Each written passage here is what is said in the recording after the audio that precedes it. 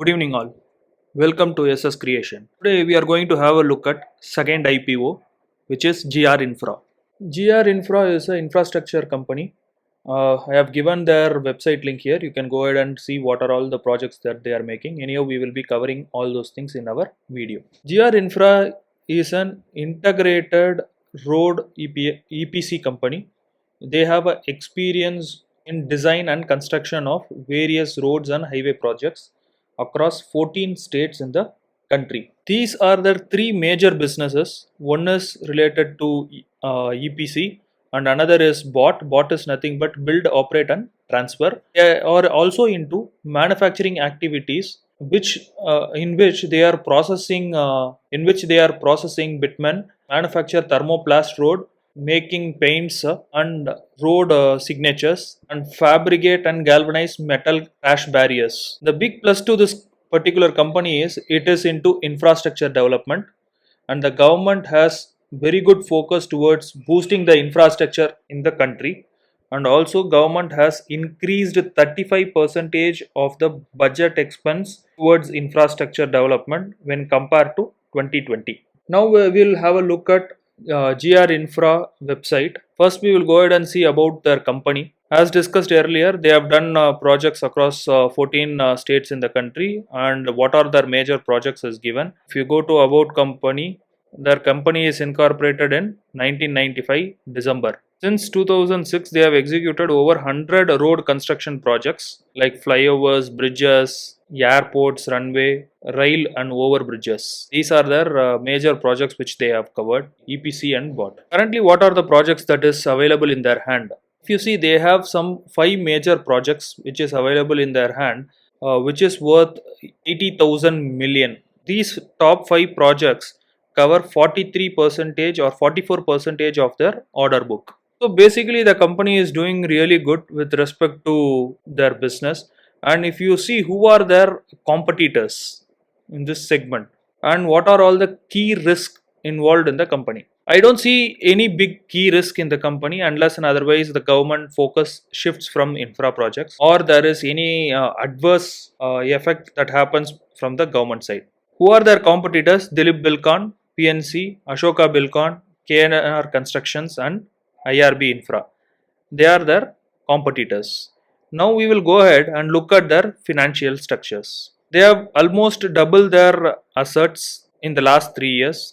Irrespective of lockdown, they have generated a good increase in the revenue as well as there is good growth with respect to profit after tax.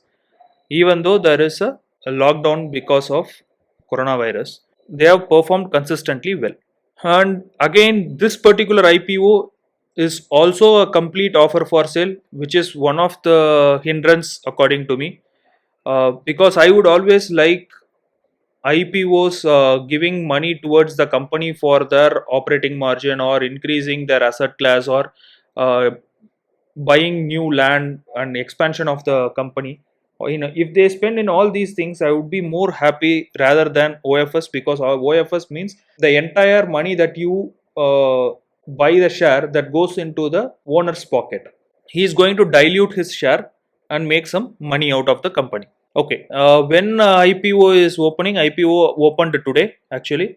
When is IPO closing? On 9th. Allotment is on 15th, and fund reduction will happen on 15th, and share will get credited in your account on 16th, and IPO release date is 19th. Maximum lot you can apply is 14 and minimum lot is 1. One lot contains of 17 shares and 14,229 rupees per lot.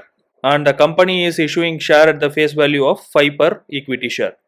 And the cost of a share is 828 to 837. So overall, this is the data with respect to their IPO. What are the key things to watch out is they have a very good order book and the revenues are growing approximately 2.3 times in last 3 years, and profit growth is also pretty much high, 2.3 times. EBITDA is 27%, ROE is 18 and debt to equity is 0.35. Which these all are really attractive ratios which we are talking about. So now we will go ahead and see how the company is valuing itself in the market. As I told you earlier, it is a full offer for sale.